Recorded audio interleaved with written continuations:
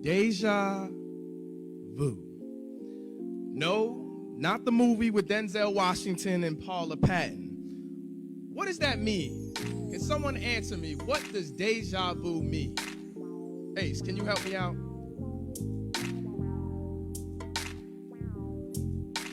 Say it one more time. Already seen? Right. A feeling of already experiencing the present situation. Thank you. As I walked onto the campus of South Carolina State University on August the 11th, 2021, from the first day I was here, I grasped an interpersonal connection, feeling and what I would call a tingling in my spine of a place feeling like home. At the time, I didn't know why, if it was the marching band jamming in the morning or night, the Greeks stomping the yard, the class and intellect exuded on a daily basis by professors and students, or last of all, the fashion show, the drip and style. All of these things resonated with me, but that isn't why I felt this deja vu. As I stepped past Leroy Davis Hall one day, making my way to see Miss White in the Honors College to make sure all my business was in order during the first week of classes, I stumbled past this open plot of land that was quiet, somber, but peaceful. I looked at it for a glance and thought to myself, something was here. So I went on with my day and my HBCU experience at the illustrious South Carolina State University. But every once in a while, something would draw me back to this area. A few other times I had a break between classes or leaving the caf, and I told my friends I would catch up with them. And I headed to this center circle. Now for me, it became my place to reflect, think, and funny enough, interesting, remember. I listened to all my neo-soul music there. Erica, Jill, Maxwell, D'Angelo, Masego. And 3 times I sat and thought about the trials and tribulations I had in my life and was able to sit and think. One of the days I began to be real curious, looking around the plot, and saw a name that looked all too familiar. I took a double take to make sure I was seeing correctly, and I saw a name that was spelled exactly the same as mine, with a death date attached, February 8th, 1968. I looked up the name and was startled by what I saw of gruesome images of smoke fogging in the air, thick dark blood spewed on sidewalks, bodies rolling down hills, shoes and clothes in disarray laid all over, and last but not least, striped uniforms with helmets standing over it all, without a care or concern on any of their faces. My first initial thought was, what is this? I researched and looked at the names and the story, and it brought me to one of the most horrific, overlooked, and serious part of our American history, the Orangeburg Massacre. You know, the legendary Dr. Martin Luther King had a quote, "Hatred and bitterness can never cure the disease of fear. Only love can do that. Hatred paralyzes life. Love releases it. Hatred confuses life. Love harmonizes it. Hatred darkens life. Love illuminates it." Why? Why? Why? How can we live in a world where human beings can be brutally murdered for simply trying to receive the basic human rights that this country affords everybody else?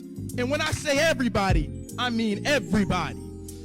It saddens me to my core that we are here today commemorating the death, forgive me, the brutal murder of 3 brave young men, Samuel Hammond Jr., Henry Smith, and pronounced differently than mine, Delano, Middleton, who are simply peacefully marching for the right to be treated equally and to hang out at a bowling alley, and were sadly denied that right simply because of the color of their skin.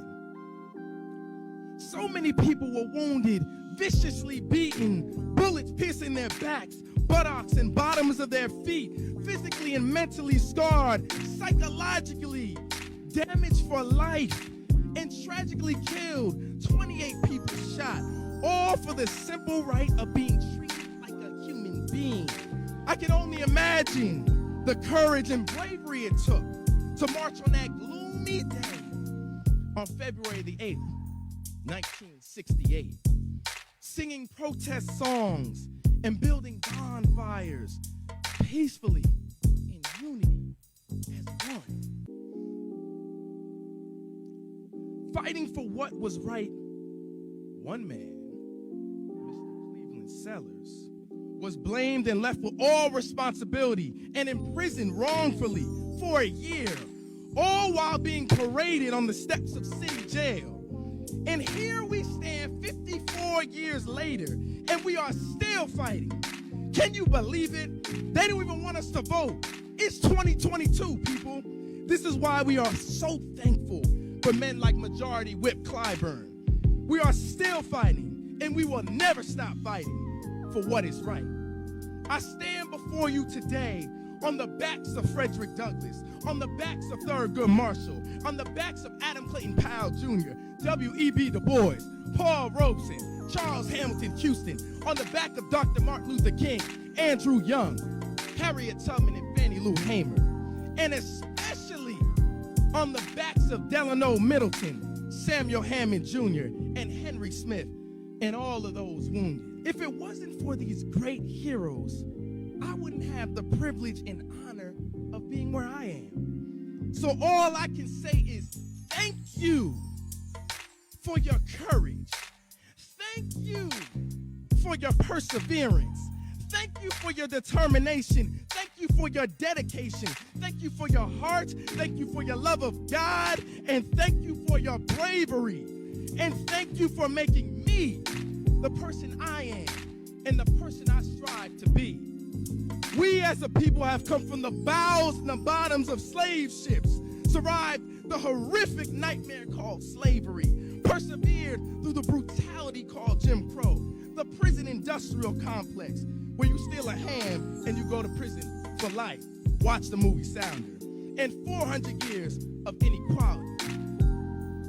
As God is my witness, with the power of love, not hate, and the guidance of Almighty God and faith, there is nothing we as a people can accomplish, overcome, and succeed. Remember I said the deja vu. I felt this same way because I remember when I was 12 years old and when Trayvon Martin was gunned down. I remember when I was 14 and Mike Brown was killed. The 9 members of the Charleston church shooting, Breonna Taylor, Ahmaud Arbery, George Floyd a year and a half ago. It's a permanent stain because the stories have a resemblance. But we remember, we honor, respect, live for them, and make sure by any means necessary we continue to shine the light on Smith, Hammond, Middleton, and any other beautiful black spirits. Thank you all so much. Thank you so much for that compelling expression of art. And I, for one, say that we are tired of deja vu.